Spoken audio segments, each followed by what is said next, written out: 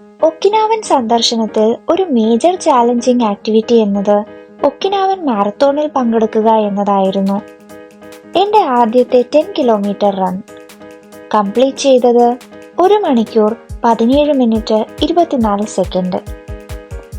Complete ചെയ്യാൻ പറ്റുമോ എന്ന് ഓട്ടത്തിനിടയിൽ പലപ്പോഴും സംശയിച്ചു.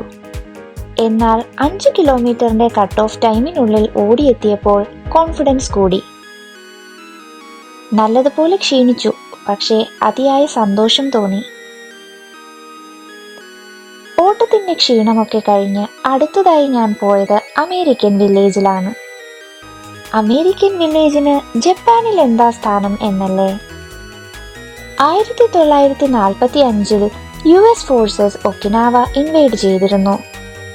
2ാം ലോകമഹായുദ്ധത്തിൽ ജപ്പാൻ സറണ്ടർ ചെയ്തതിനു ശേഷവും ഒക്കിനാവ US അധിനിവേശത്തിലായിരുന്നു.